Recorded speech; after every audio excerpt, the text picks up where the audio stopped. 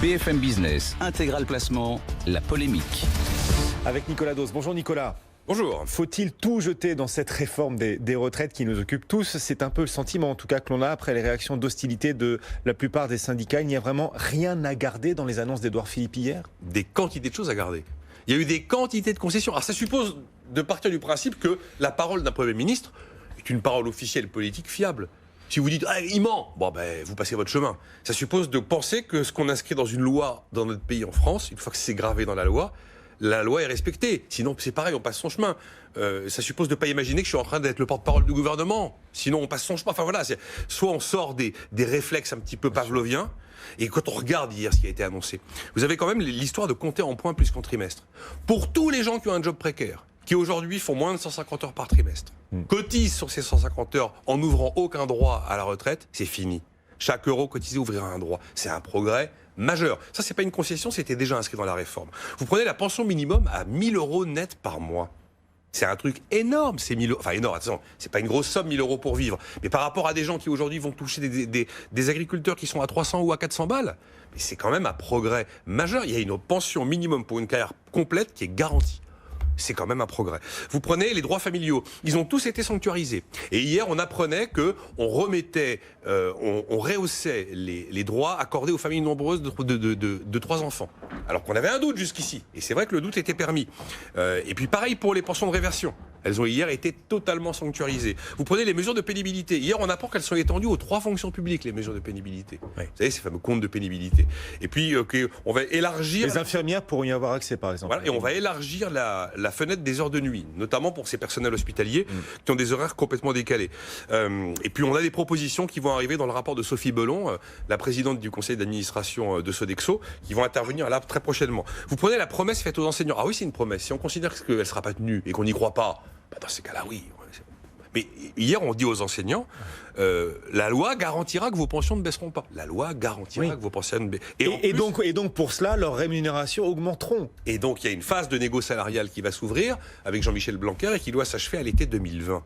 Et tout ce que je viens de vous dire là, c'est pas de la soupe que je sers au gouvernement, c'est l'observation factuelle de ce qui a été annoncé. Encore une fois, ça suppose de croire la parole politique et d'avoir foi dans la loi. Sinon, alors dans ce cas-là, il n'y a pas de solution.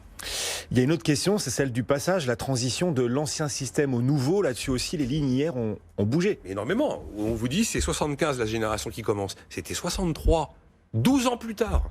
Et on vous explique que pour les agents, les fonctionnaires et les agents des régimes spéciaux, c'est encore 10 ans après.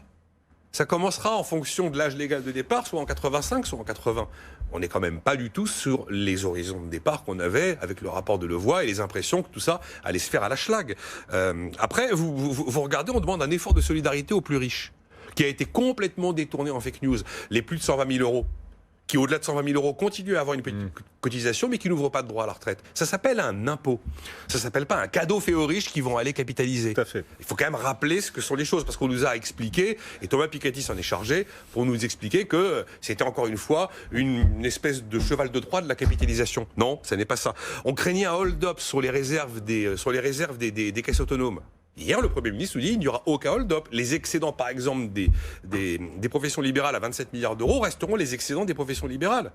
Et encore, vous prenez les futures pensions, elles seront indexées sur quoi? Sur les salaires, et pas sur les prix. Et traditionnellement, les salaires augmentent plus vite que les prix en France. Donc ça aussi, c'est quand même une concession et c'est un progrès. Avec enfin cette règle d'or qui sera inscrite dans la loi et qui fera qu'au grand jamais, en théorie, au grand jamais, une pension ne peut baisser. Alors vous allez me dire, oui, mais une loi, ça se fait et ça se défait. Peut-être. En attendant, hier, quand vous prenez toute la liste de ce que je vous ai annoncé, il y a quand même pas mal d'avancées sociales. Il y a pas mal d'avancées sociales. Juste, on va poursuivre Nicolas, mais Jean-François Filial vient de nous rejoindre sur le plateau de BFM Business. Jean-François, vous écoutiez à l'instant Nicolas. Vous n'avez pas l'air d'accord, notamment sur Thomas Piketty et la fake news qu'il a clairement répondu quand même sur les hauts revenus. Non.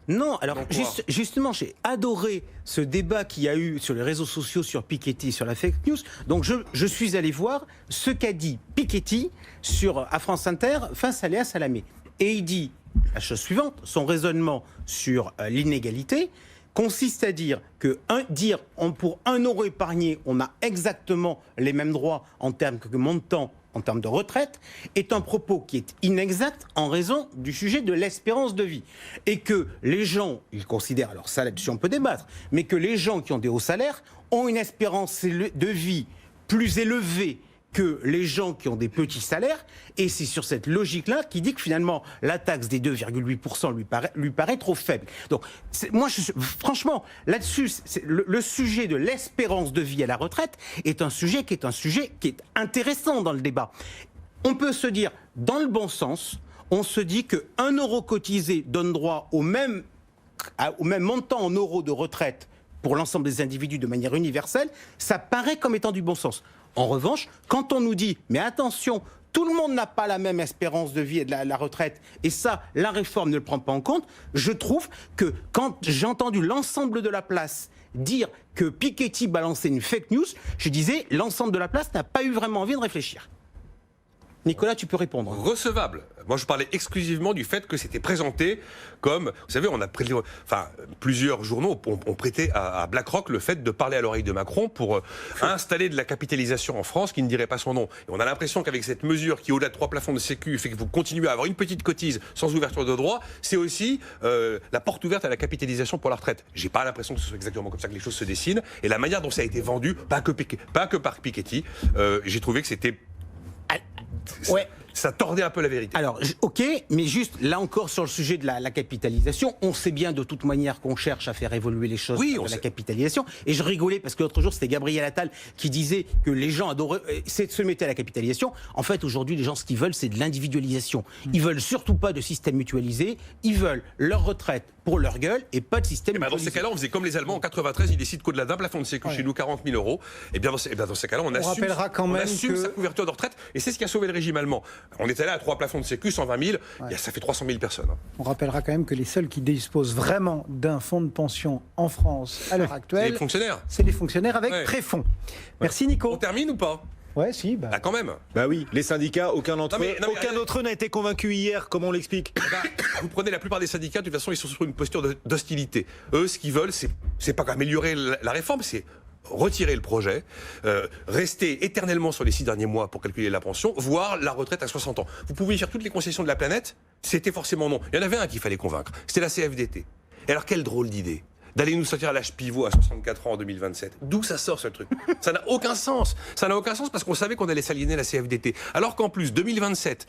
64 ans, sans rien faire, sans rien mettre dans la loi, on y va. On est déjà à 63,5 en âge effectif de départ réel. Donc vous laissez mécaniquement le marché du travail s'adapter à la démographie et en 2027, on y sera. Il doit y avoir une stratégie derrière tout ça. Il doit y avoir une stratégie. Mais non, c'est ce que dit Madeleine en politique entre le machiavélisme et la connerie. Je vous dis, c'est la connerie. C'est comme les 80 km/h. Pourquoi s'être accroché à ce truc-là ? Ça n'avait aucun sens. Donc on y va vers les 75, 60. En plus, en 2027, la réforme Touraine aura continué à allonger la durée de cotisation. Qu'est-ce que ça donne à l'arrivée ? Ça donne la ligne rouge est franchie, nous dit Berger. Darmanin, le maire, ah ben écoutez, on peut négocier. Ma porte est ouverte, ma main est tendue, dit Édouard Philippe en répondant au leader de la CFDT. Et même Gilles Legendre ce matin qui dit la question de l'âge de l'équilibre n'est absolument pas décidée.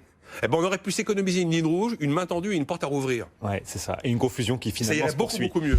C'est la polémique, c'est Nicolas Dos tous les matins sur cette réforme des retraites ambitieuse, mais avec un gouvernement qui sait aussi se mettre des bâtons dans les roues lui-même. Merci beaucoup Nicolas, on se retrouve demain.